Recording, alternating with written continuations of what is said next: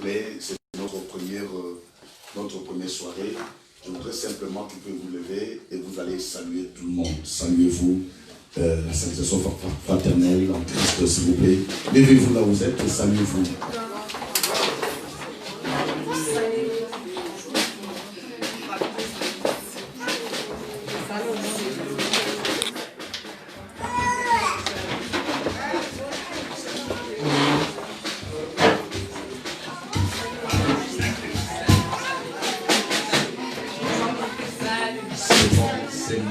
Saluez-vous, continuez à vous saluer.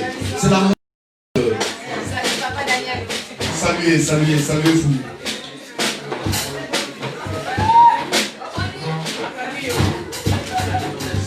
Saluez. Dans sa maison, l'amour du Seigneur, le Seigneur est bon. Il est bon, il est merveilleux.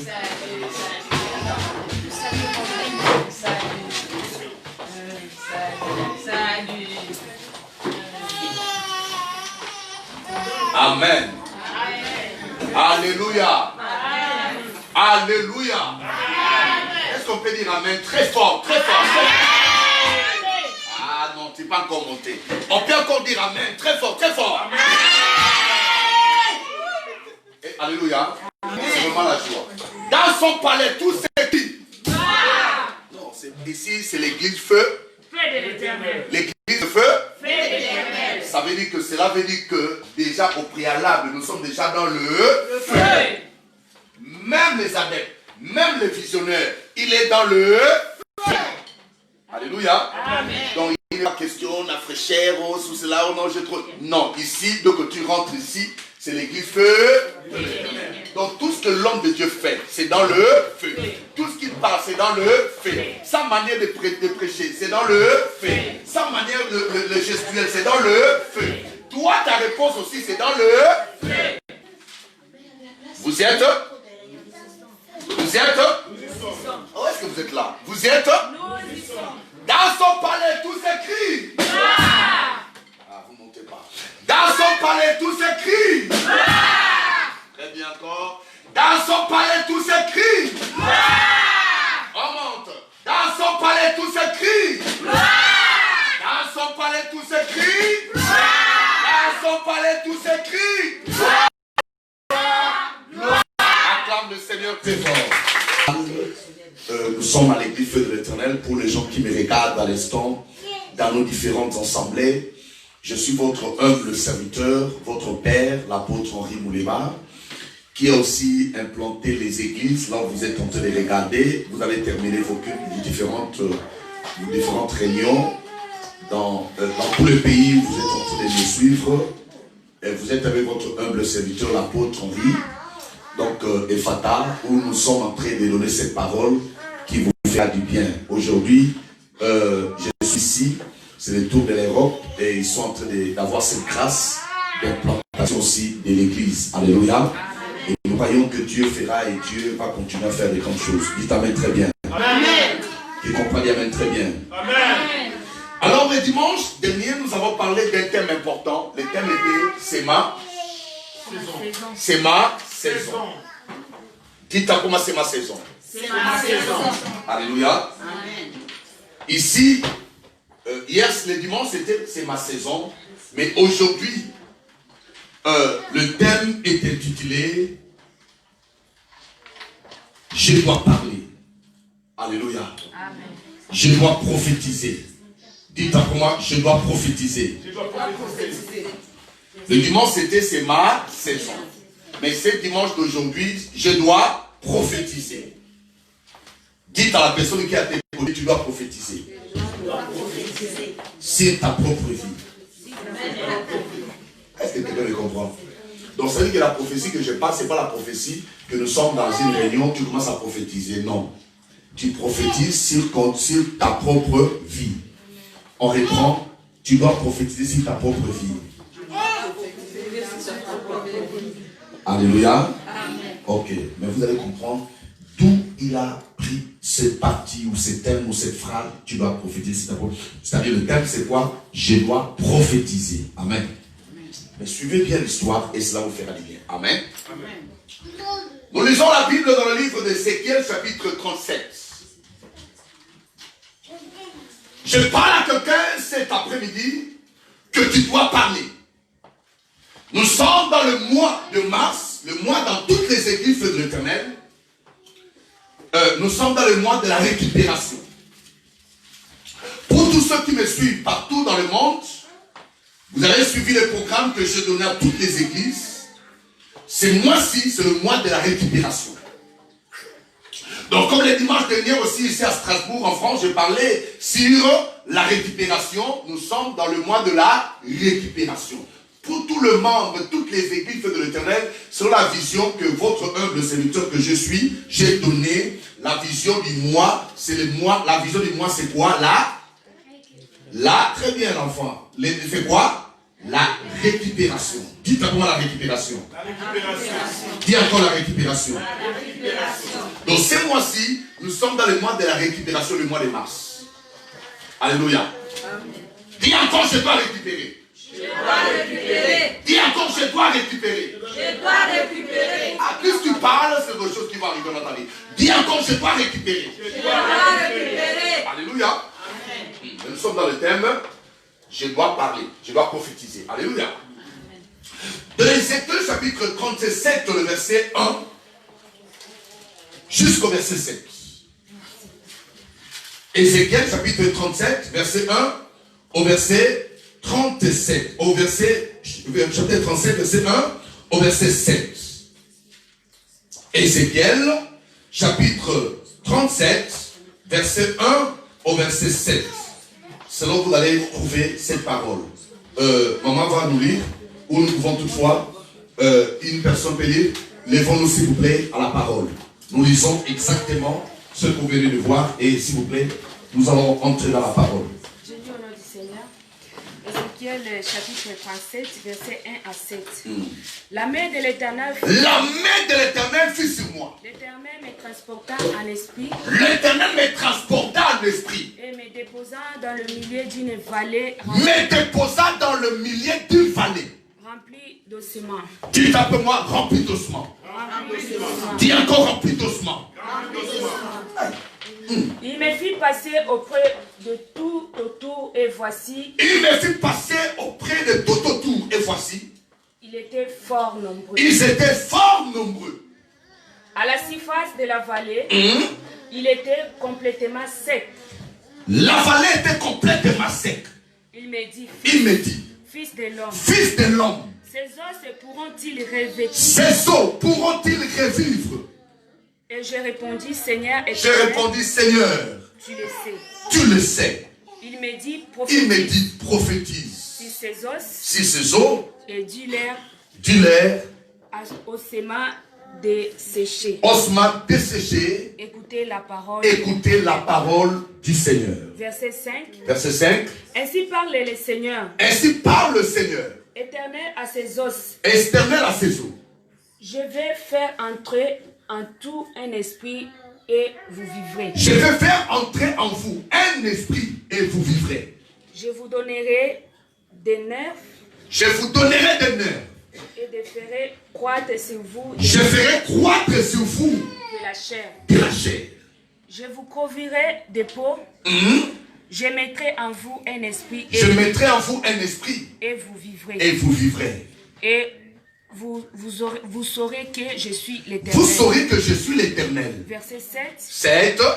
Je prophétisais selon l'ordre que j'avais reçu. Ah bon, il a prophétisé quand même, selon l'ordre qu'il a reçu. Et comme je prophétisais, il y a un bruit. Et voici, il se fit un mouvement. Et ses os s'approcheront les uns et les autres. Acclame le Seigneur. Merci. Que vous asseoir. Alléluia.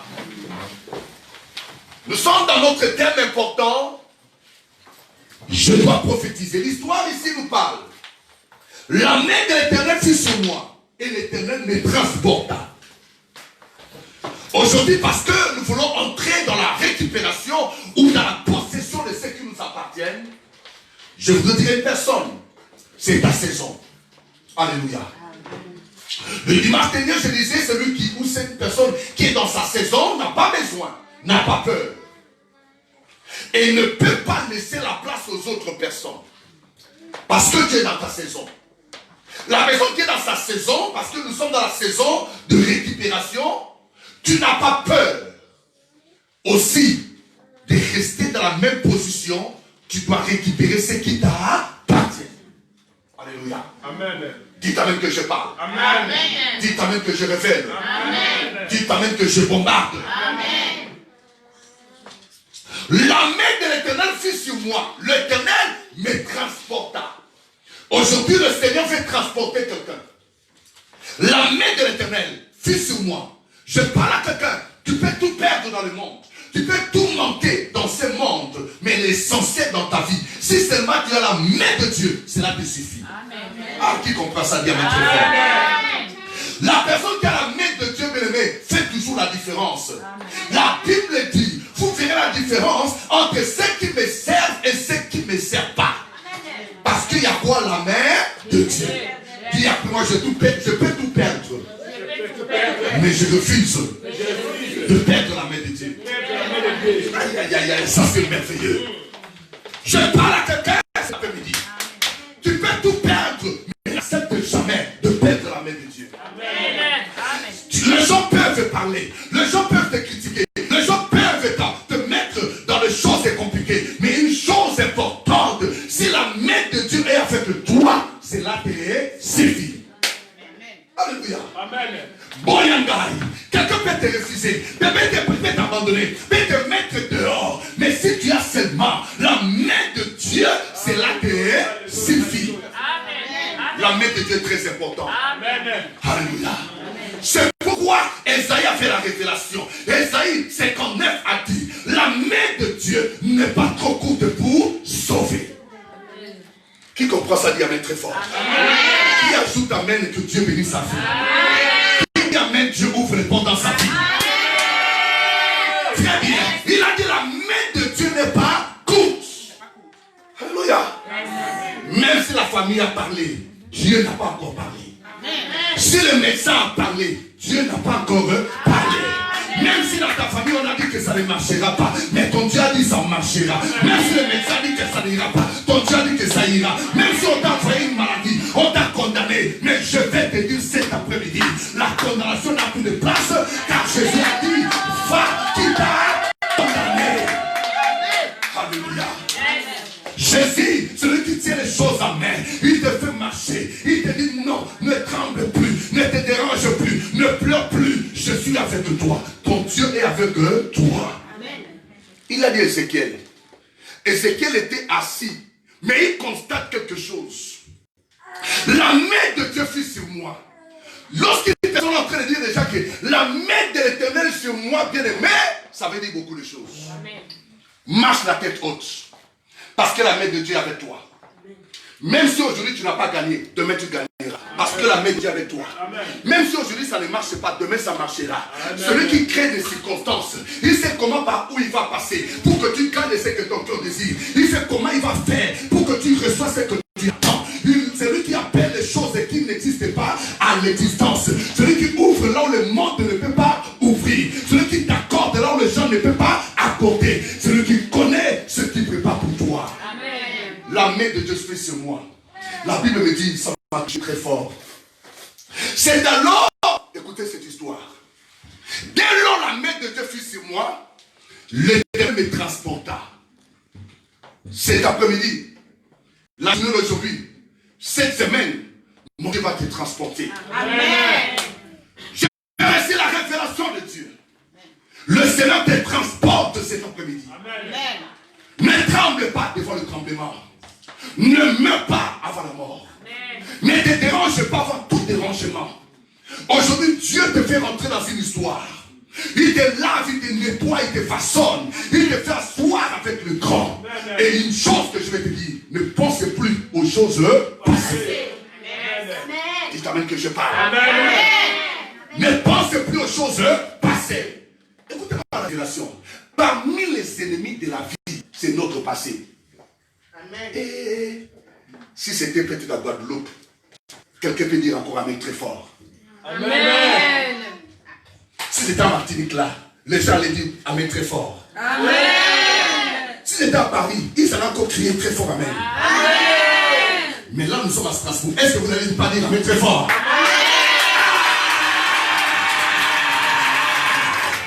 Amen. Alléluia. C'est merveilleux ou c'est pas merveilleux? Ça passe ou ça casse? Ça passe ou ça casse? Dis à la personne qui est à tes côtés, est-ce que tu comprends ces choses? Dis à quoi est-ce que tu comprends ces choses? Dis encore à la personne, est-ce que ça passe ou ça casse? Alléluia. Regardez-moi très bien.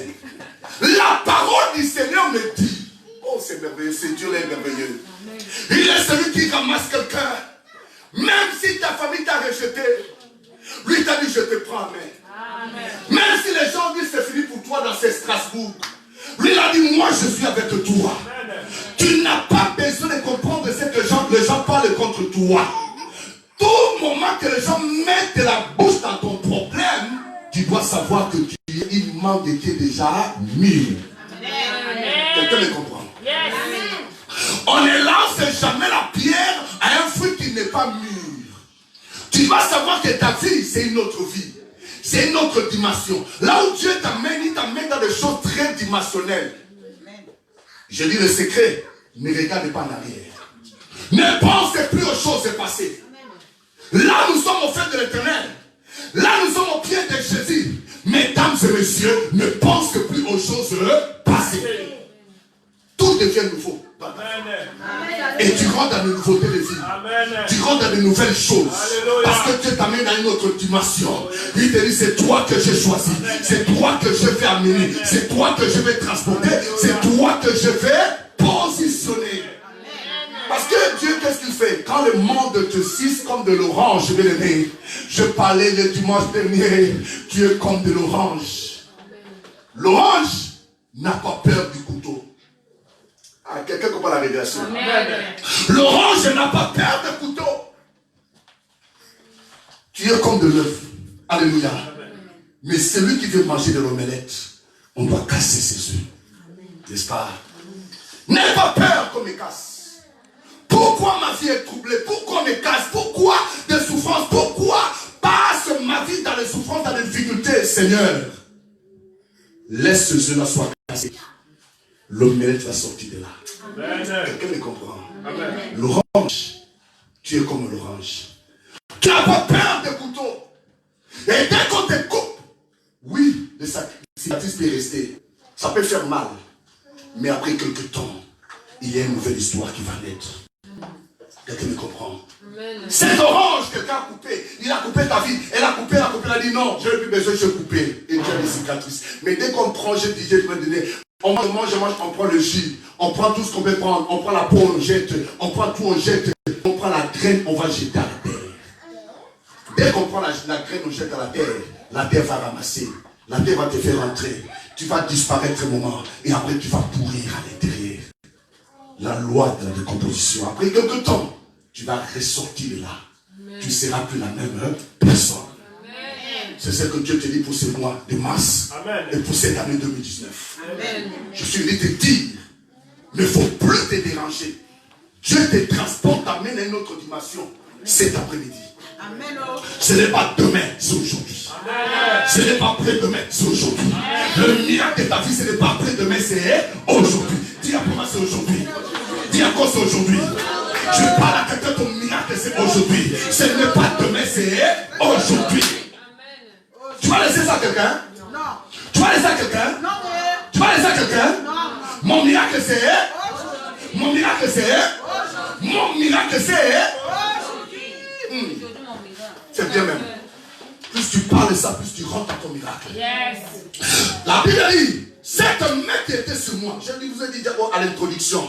Parce que dans chaque parole, nous avons l'intro, nous avons le développement et nous avons la conclusion. Alléluia. Mais je suis toujours à l'intro. L'intro nous dit, la main de Dieu est sur moi. Si la main de Dieu est sur toi, même si le monde ne veut pas de toi, l'essentiel c'est la main de Dieu. Alléluia. Si la main de Dieu est sur toi, tu peux marcher la tête haute. Tu peux marcher, tu bouges ton corps comme tu veux. Parce que la main de Dieu est avec toi. Si seulement sur moi. La Bible, la phrase nous dit quoi? La parole nous dit la main qui était sur moi, la Bible est riche. L'histoire ou le mouvement. Cette main me transporta. Le terrain me transporta. Je parle à quelqu'un que Dieu va te transporter. Amen. Et dès qu'il te transporte, tu ne restes plus la même personne. Le terrain va te transporter cet après-midi. Le terrain va te transporter aujourd'hui. Le terrain te transporte pour te faire asseoir. Il te transporte. La Bible dit, le terrain me transporta. Pourquoi Dieu va te transporter? Peut-être là où tu étais, le Seigneur a dit, tu as beaucoup souffert, c'était la maladie. C'était la souffrance. C'était un manque de considération. C'était un manque ou l'étouffement de ta valeur. C'était un manque ou l'étouffement de ton onction, de ton pouvoir. Le Seigneur a dit, non, le temps est arrivé pour que je puisse te transporter. Transporter quelqu'un de c'est faire le mouvement, le déplacement. Le Seigneur va faire le déplacement pour t'enlever dans la même situation, pour te faire asseoir quelque part. La Bible défend une vallée remplie d'ossements. Je vais m'expliquer la révélation. Il va lui passer devant une vallée remplie d'ossements. Le Seigneur va maintenant lui dire, fils de l'homme, c'est l'homme que Dieu transporte, son nom était comment?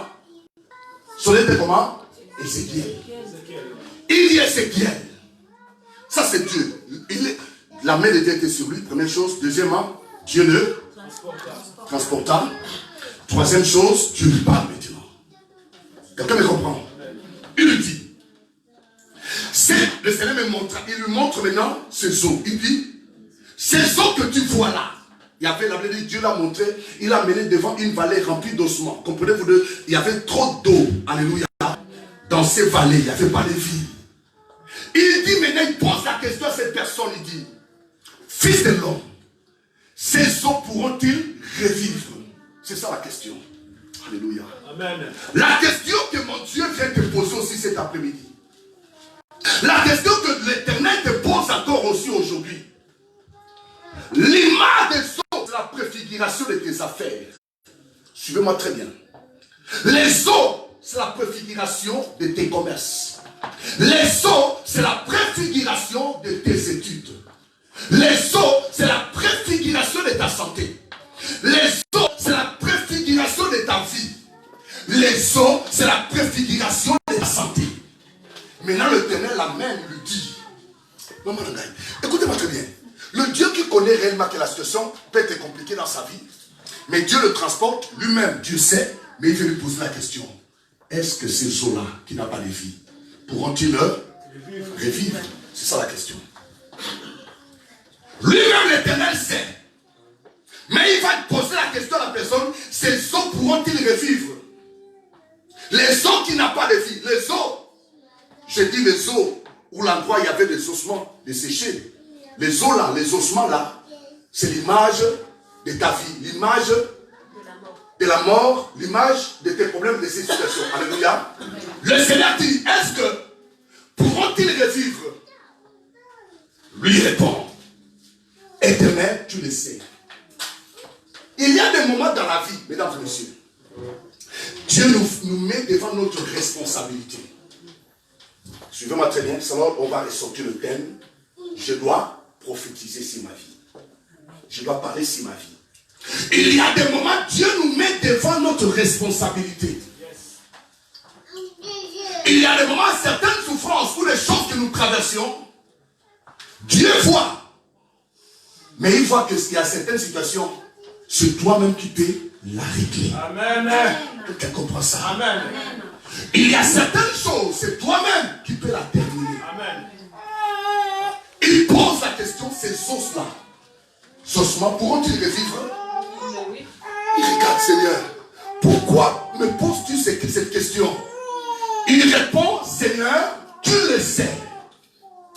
Toi-même, tu le sais. Alléluia. Amen. Je parle à quelqu'un, ton Dieu sait de quoi tu souffres. Amen. Ton Dieu sait de quoi tu passes comme problème ou situation. Ton Dieu sait tout ce que tu traverses comme situation ou problème, santé, situation de ton corps, de ta santé, toute maladie, cancer ou maladie, compagnie, maladie, estomac, tension, et tout l'Éternel sait. Mais il te met devant notre responsabilité. transporte, il le met devant les ossements desséchés. Mais directement, il lui dit, est-ce que c'est là pourront-ils revivre? Et après, il dit, Seigneur, tu le sais. Le Seigneur lui dit, c'est à toi de faire quelque chose. Tu dois prophétiser. Et il dit, prophétise sur ces eaux. Oh Dieu, c'est moi qui va parler, c'est toi.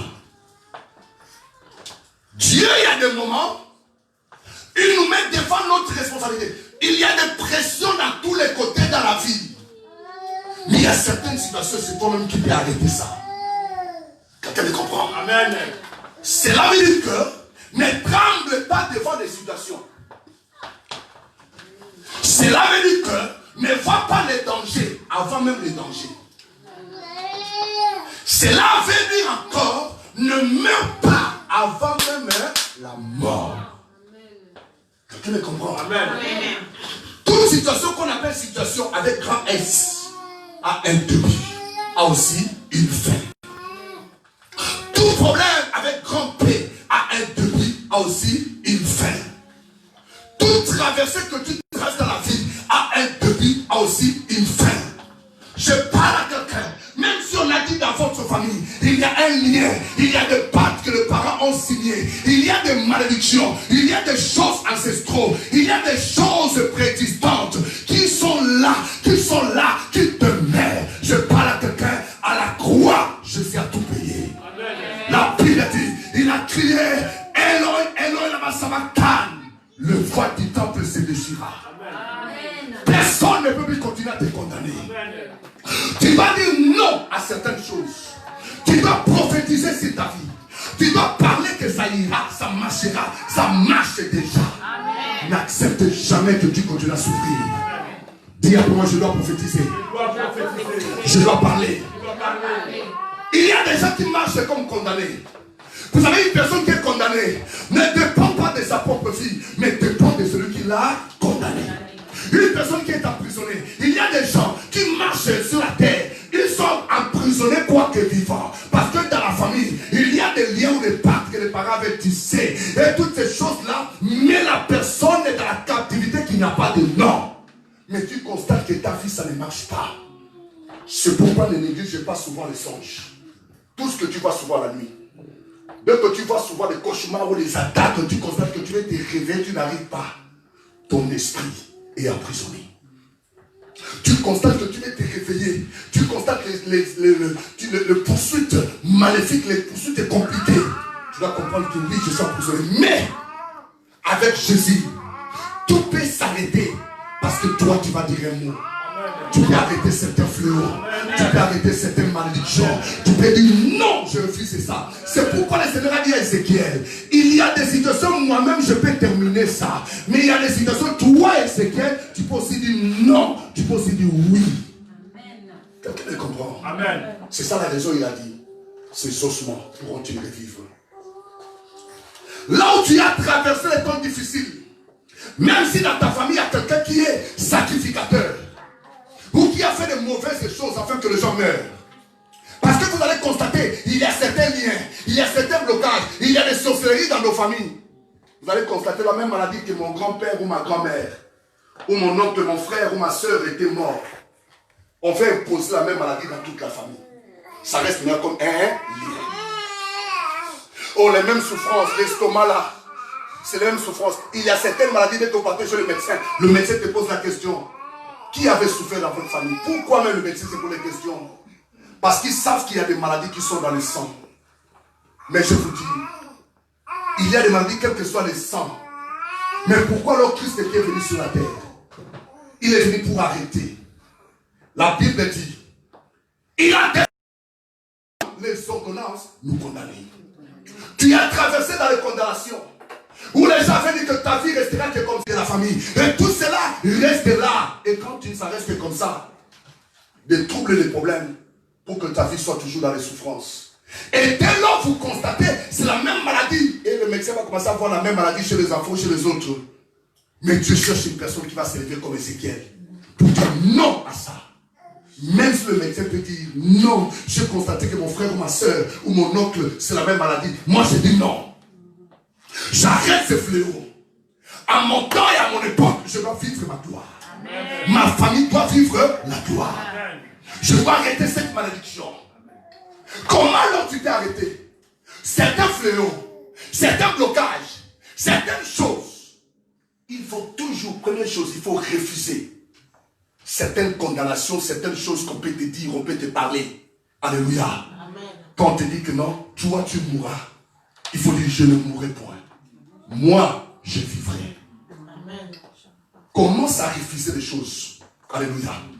Premier moyen, quand tu constates les fléaux, tu constates la maladie, il faut dire non à ça.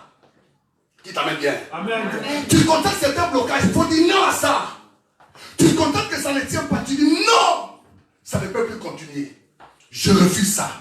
Alléluia. Amen. Ce que toi tu vas refuser, c'est ce qui va arriver. Amen. La deuxième chose, il faut parler. Dis t'amène bien. Amen. Un jour on a amené Jésus quelque part. Et Jésus on veut le tuer. Et on veut poser la question à Jésus, es-tu le roi des Juifs? Jésus répond, tu le dis. Alléluia. Amen. Il y a des moments, si quelqu'un te condamne, la loi de retour à l'envoyeur n'est pas un péché. Quelqu'un me dit Amen. Amen. N'est pas un péché. Tout ce que les gens préparent, que le mal t'arrive, il faut certains moments refuser. Alléluia. Amen. Toi, tu vas accepter que tu meurs. Alléluia.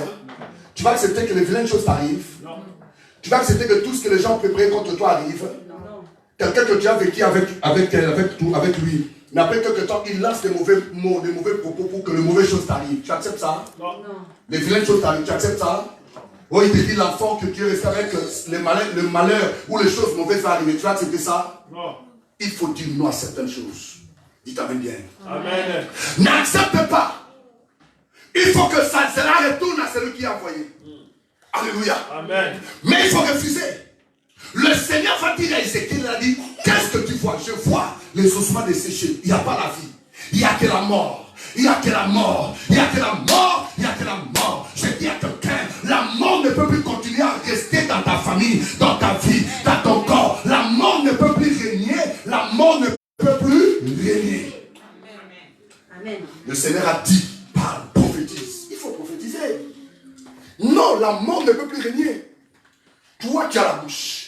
Tu as l'autorité. Dès que tu arrives quelque part, tu vois que tes affaires ne marchent pas. Il faut dire, je refuse la sécheresse. Cette fois-ci, ça va maintenant marcher. Tu déclares ce que tu déclares là, ça ira, ça parlera. Ça arrivera. Le secret encore. J'ai dit, première chose, il faut faire quoi? Il faut refuser. Deuxième chose, il faut parler. Quelqu'un me comprend? Amen. Il faut refuser certaines choses. Certaines condamnations. Toi tu aimes ma boule, il faut refuser. Ça ne marchera pas dans ta vie, tu refuses. Rien n'ira dans toi, tu refuses. Alléluia. Pas ne pas manquer le respect à quelqu'un, mais ce que tu feras, c'est une loi biblique. Alléluia. Même dans ton cœur, tu dis ce que tu parles là, chez moi ça ne viendra pas. Au nom de Jésus. Il faut refuser. Il faut refuser. Quelqu'un me comprend? Amen. Parce que si tu ne refuses pas, les vilaines choses vont arriver en toi. Plus tu refuses, plus tu vas constater que tu vas vivre de gloire en gloire. Dans ce monde, les gens sont là pour intimider les autres. Tu me comprends bien? Amen. Dis Amen très bien. Amen. Dis Amen bien. Amen. Alléluia. Amen. Alléluia. Amen. Le monde, les gens cherchent à intimider les autres. Quand quelqu'un cherche à t'intimider, ne reste pas dans l'intimidation. Alléluia. Plus tu restes dans l'intimidation, dans les condamnations, toi tu vas rester toujours comme ça. La Bible dit un jour, Moïse va envoyer les gens pour aller espionner. Une ville où l'Éternel avait dit, c'est la ville où coule le lait et le miel. Après votre traversée du désert, c'est là où je préparais pour que vous entrez.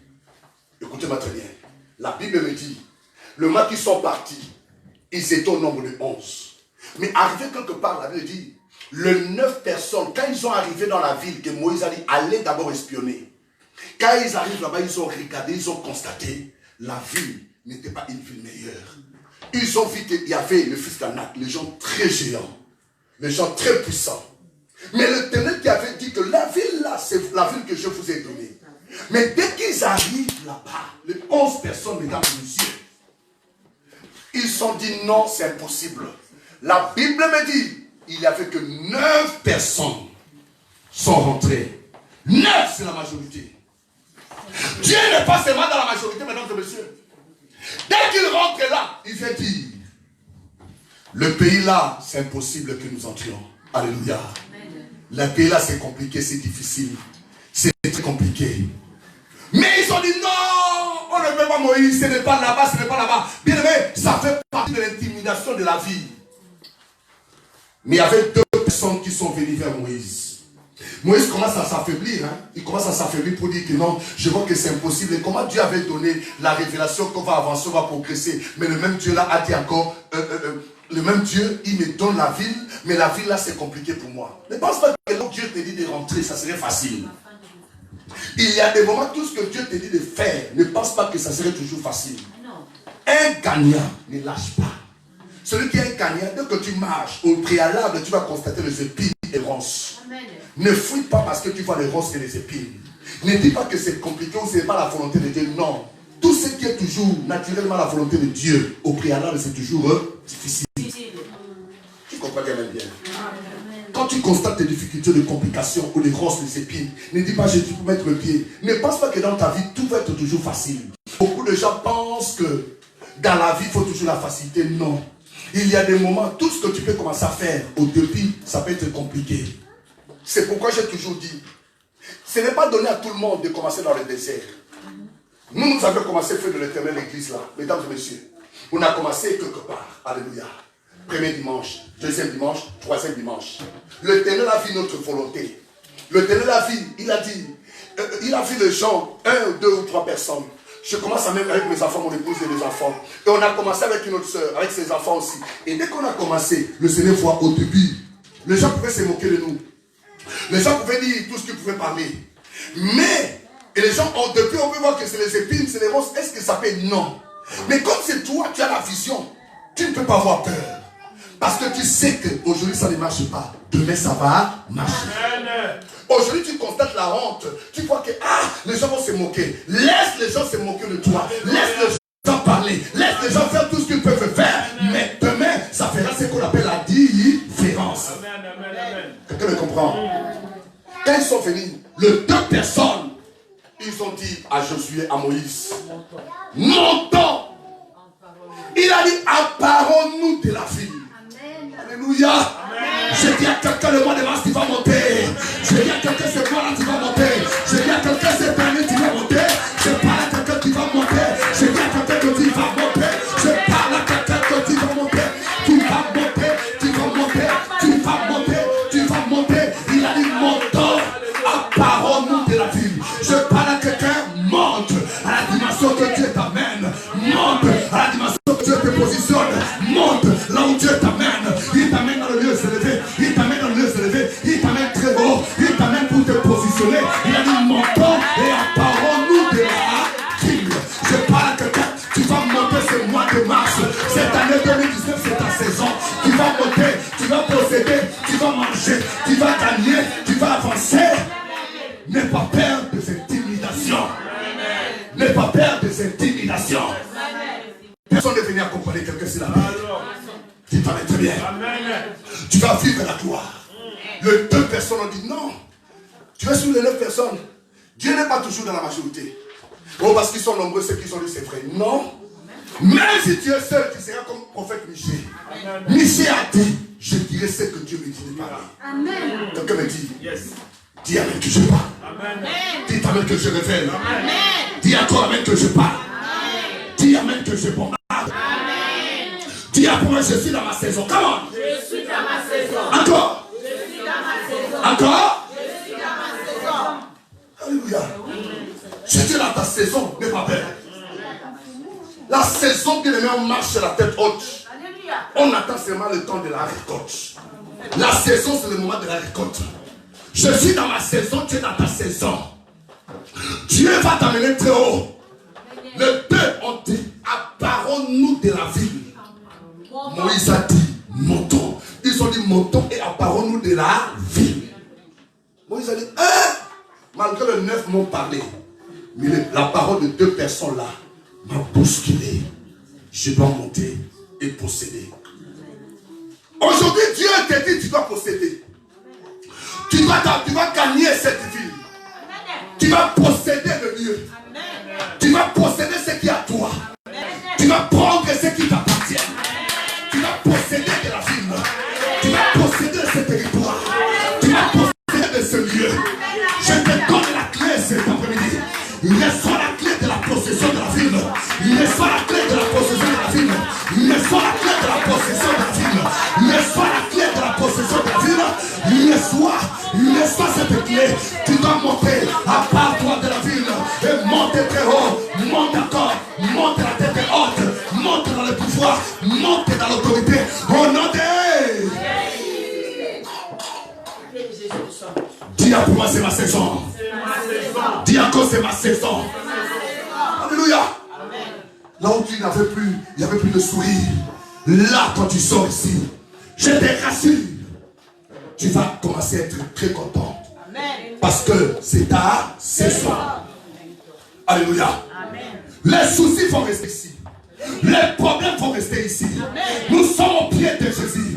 Dès que le fait de Dieu agit, le pied de Dieu opère, le miracle s'opère, la justice opère, le miracle agit, la Jésus de la vie agit, il opère, il manifeste sa gloire, il manifeste son pouvoir, il reçoit cette onction, il reçoit le pouvoir, car Dieu t'amène dans le très élevé. Alléluia. Mon Dieu te positionne. Il te positionne. N'accepte plus. Parce que c'est la possession. Je veux dire, la possession, il faut t'encourager. Tu ne peux pas avoir peur. Parce que c'est ta saison. Tu vas posséder. Il a dit à parole de ville. Montons très haut. Montons encore. Il faut monter. Il faut monter. Dieu t'amène très haut. Tu seras comme l'aigle. L'aigle va monter. Va monter. Tu vas avancer. Tu vas progresser. Parce que tu as la promesse de Dieu. La personne qui a la promesse de Dieu ne meurt jamais. Je dis que tu ne mourras pas.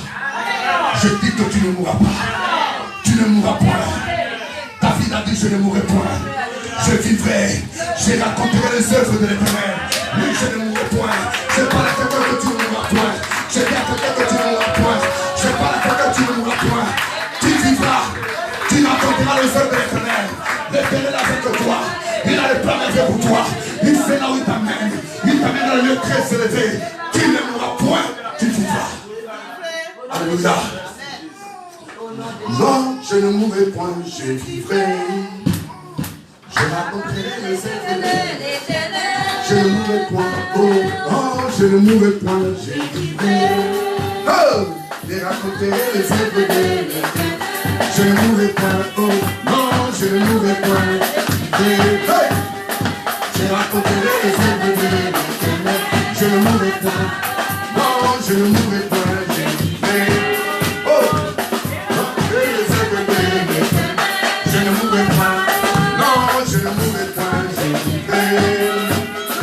Je raconterai les œuvres de l'Éternel. Je ne mourrai point. Alléluia. Il te dit, montons, apparons-nous de la vie. Alléluia. Et lui là qui te dit, apparons-nous de la vie, n'aie plus peur. Ne te dérange pas. Il sait là où il t'amène. Il sait les choses meilleures qu'il prépare pour toi. Il te fait asseoir avec le grand. Il va changer ton histoire. Amen. Mais le grand secret, ne regarde plus en arrière. Ne pense plus aux choses passées. Le passé ne peut plus revenir. Les choses qui sont passées, c'est déjà passé. Dieu te nettoie. Dieu te lave. Dieu te purifie. Dieu te donne un nouveau nom. Reçois le nouveau nom. Le nom de ta victoire. Alléluia. Cet homme a commencé à prophétiser selon la parole du Seigneur. Dès qu'il commence à prophétiser, il a commencé à parler. Il parle. La Bible dit, aussitôt, les nerfs ou la chair commence à se déplacer, commence à revêtir les os. Là où il y avait la mort commence à disparaître. Je parle à quelqu'un parce que tu dois parler. Et en sortie de ce culte, bien-aimé, tu dois déclarer. Tu dois parler pour ta vie. Aujourd'hui, c'est un culte de déclaration de victoire. Tu vas parler, toute maladie doit libérer ton corps. Amen. Tout problème qui traverse ton corps ou ta vie doit libérer. Là où tu as traversé que de déception à déception, aujourd'hui c'est l'arrêt. Aujourd'hui, c'est la reine de toutes ces situations. Ce que tu as aujourd'hui doit rester avec toi. Ce que tu gagnes aujourd'hui doit rester avec toi. La situation va changer parce que le Seigneur est là. Tu es présent, tu es là. Dieu va changer ton histoire. Dès lors, il a commencé à prophétiser pour terminer, mesdames et messieurs. La situation change. Les choses changent. Les problèmes s'arrêtent. Alléluia. Ce culte, parce que nous sommes devant sa présence, les problèmes doivent s'arrêter. Les situations doivent s'arrêter. Parce que c'est toi qui dois parler. Et étant donné que tu es dans ta saison, tu marches la tête haute, tu marches dans la victoire, et tu crois, il est avec toi. Pour terminer, ma Bible me dit, le temps qu'on a mené Lazare, on l'a enterré. Et dès lors Jésus est venu, mon Seigneur, il a tissé ma mots. Alléluia. Amen. Il a regardé la tombe de Lazare. La tombe aussi, c'est l'image des ossements desséchés, il n'y avait pas la vie. Il a déclaré seulement, Lazare, sort du tombeau. Le tombeau, ce n'est pas ton adresse. Alléluia. La tombe, ce n'est pas ton adresse. Là où les gens t'ont condamné, tu ne seras plus condamné. Non, plus jamais. Il a dit, Lazare, sort du tombeau. Sors de là. La Bible me dit que Lazare est sorti. Mais au préalable, mon Seigneur est venu le 4e jour. Jésus attend que Lazare pourrisse. Dieu attend que ta situation puisse pourrir. Dès que c'est pourri maintenant, c'est là où ton Seigneur va venir. Là où le monde te condamne, où les gens disent que c'est fini déjà pour toi, c'est là où ton Dieu va venir. C'est pour te donner une nouvelle histoire. Et dès lors il est venu, Lazare, on l'avait déjà enterré, son histoire est terminée. Mais mon Jésus est venu, il a dit à Lazare, sors du tombeau. Lazare est sorti du tombeau. Et à la fin, Jésus a dit, délié. Aujourd'hui, tu seras délié. La situation de ta vie doit s'arrêter. Les problèmes, les pressions, les attaques doivent s'arrêter. Parce que Dieu t'accorde un nouveau départ. Et tu rentres dans ce nouveau départ. Tu rentres dans le miracle. Il te dit simplement pas. Là où il y a la sécheresse, déclare la vie. Là où il y avait la maladie, il faut déclarer guérison. Là où il y avait les problèmes, il faut déclarer solution. Là où dans ton compte il n'y avait plus rien, il faut déclarer approvisionnement d'argent. Là où tu constatais que les choses ne marchaient plus, il faut constater que ça va maintenant marcher. Là où tu constatais que les affaires étaient bloquées, il faut déclarer que ça va maintenant avancer. Aujourd'hui, mon Dieu te fait rentrer dans la gloire. Là où tu as constaté que tu avais le blessé dans ton cœur, mon Dieu vient te dire, il vient restaurer ton cœur. Il veut changer l'histoire de ta vie. Il veut te faire rentrer dans une nouvelle histoire. Là où les larmes étaient coulées, là où tu as passé le temps difficile, où tu as traversé le mois très fort, Jésus vient devant toi. Il vient devant toi.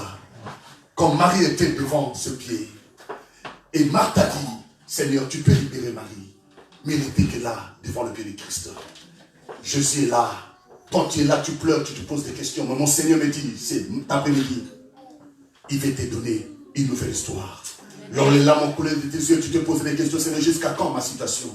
Jusqu'à quand mes problèmes? Je dis à quelqu'un, mon Dieu est là. Il se présente devant toi pour te dire, venez à moi. Vous tous qui êtes fatigués, cherchez, je vous donnerai du repos. Il se présente devant toi pour te dire que cette affaire doit s'arrêter. Il se présente devant toi pour que tu dises, non Seigneur, je ne veux plus pleurer. Tu as pleuré.